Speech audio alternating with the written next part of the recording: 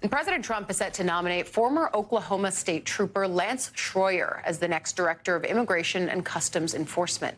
Trump made the announcement on social media over the weekend, calling the retired U.S. Marine a, quote, patriot with real operational experience. Schroyer shares the same home state as new DHS Secretary Markwayne Mullin. Earlier this month, Mullin brought Schroyer on stage at a National Sheriff's Association event, calling him a, quote, good friend of mine, while noting that DHS had recently hired him. ICE has been key to the Trump administration's push to increase deportations across the country. Notable now to see the person who the administration wants to lead it. MS Now White House reporter Lara Burro-Lopez is here. And of course, you've been looking into Schroyer's background. It's going to be important as lawmakers consider if this is the person who they want to confirm to arguably one of the most controversial agencies of this second Trump term. Yeah, that's right. And Schroyer was a Mullin pick. This is someone who DHS Secretary Mullin wanted. And he's not a veteran of the agency the way Todd Lyons was, someone who had worked for DHS and ICE for a long time. He does have extensive law enforcement experience at the state and local level, and that's what the administration is pointing to. They're also specifically pointing to the fact that he was a part of what is called 287G agreements. These agreements are hatched between ICE and local and state law enforcement agencies, and those local law enforcement officers are then essentially deputized to carry out immigration enforcement. They have the same protections that an ICE agent would when they're under those programs. They're paid by the federal government when they're deputized to carry out this immigration enforcement. And Schroyer was overseeing an agreement like that. So, look, I think the administration has made really clear that they're not stopping on their deportation campaign, even though it looks different than it may have last year, earlier this year. But they see Schroyer as someone who is clearly aligned with Mullin and the president on this. Well, what does it tell you about where they're trying to go next? Because one of the things that was consistently talked about in the aftermath of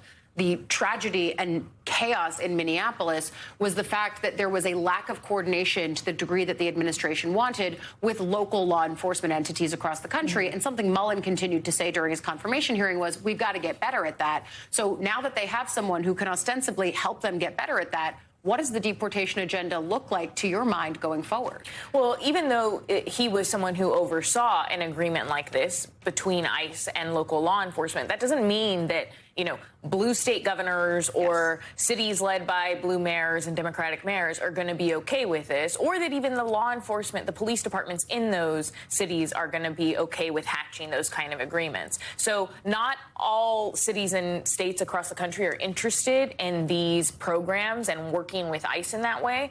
But this is something that the administration has tried to expand in almost every state in the country. And I think that will increasingly see local law enforcement that are deputized in this way carrying out the immigration enforcement.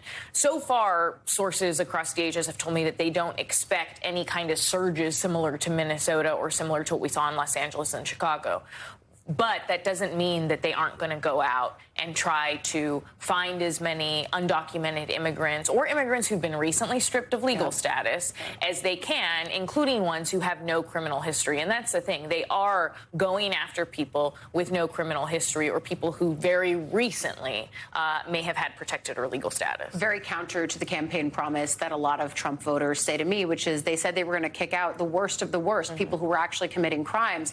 What are they actually doing in our communities? And then, of course, the open question of if you are also the head of ICE and there's still the open threat that the administration refuses to shut down of could ICE show up at polling places, despite the fact that that's not allowed. This is something that has a longer tail into the midterms as well. But you talk about people who have recently lost status. Of course, the Haitian community is one that fits after the Supreme Court ruling just at the end of last week. You've got Republican Governor Mike DeWine criticizing that Supreme Court ruling that would end temporary protected status for Haitian and Syrian migrants and refugees living in the U.S. illegally. Listen to what Governor DeWine said on CNN yesterday. Well, I think it's a mistake for a number of reasons. It is not in the United States' interest, certainly not in Ohio's interest, to have people who are working every single day, who are supporting a family, who are buying houses, fixing up old houses, starting businesses, and then put deep roots in this country and really are contributing and yank them out. What I would hope that the Trump administration would do is reconsider this. The governor says there are more than 10,000 Haitians living in Ohio under TPS that could soon face immediate deportation as a result of the Supreme Court's ruling. Ohio is just one place that will see that impact. New York has a population in Rockland County, the, I think, second largest per capita Haitian diaspora in the country. Of course, other communities grappling with this in real time. And yet you've also got, online at least, Republicans mocking other Republicans, like former Ohio Governor John Kasich, for saying this is a mistake. The administration should roll it back.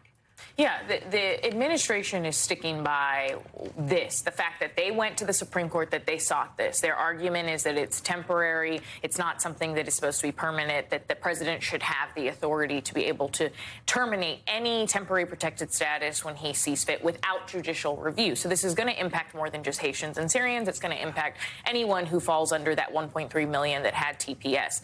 As for what comes next, the SCOTUS decision likely won't be fully in effect until the end of this month, if not early next month. So people don't immediately lose their status. But what they could do is they could seek some kind of permanent status or some kind of other legal status, be it asylum. And so I know lawyers are trying to work with TPS holders to find another route for them.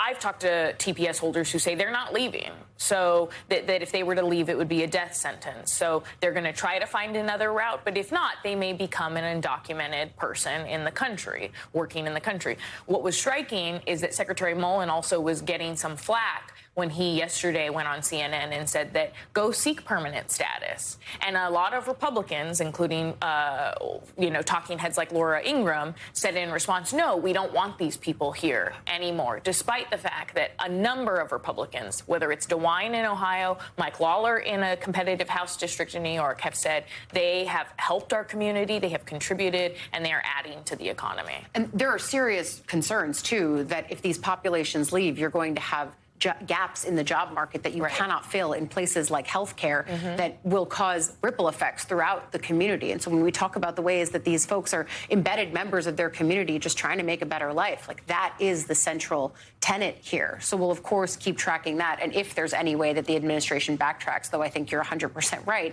this is what they took to the Supreme Court to defend. You know, one other thing as we start the week that I'm looking ahead to is I had a source in the Speaker's office say that they are sending the housing bill to the president today. Of course, that puts him on a 10-day clock to either veto, sign, or just kind of let it quietly lapse into law. What's your sense of what's happening on that front this week? On that front, it's that the president is still where he was last week, which is that essentially he wants the Save Act, and he is willing to do almost anything to get it, whether it's to say, I'm not ready to have my director of national intelligence confirmed, I'm not going to sign this housing bill, despite the fact that Republicans see it as potentially helping them in the midterms. The president is singularly obsessed with this bill that would give him more control over elections, that would create a national voter list, that would require documentary proof of citizenship, which, as you know, Ali, a lot of people, there's a good chunk of Americans who don't necessarily have that readily available. So this is something that the president wants, but I think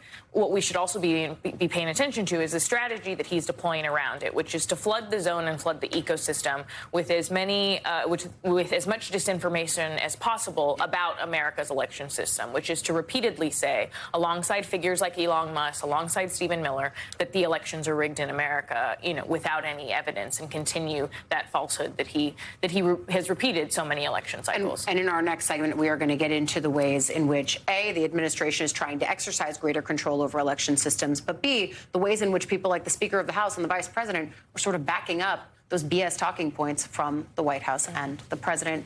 MS Now White House reporter Laura Barón Lopez, thank you, as always.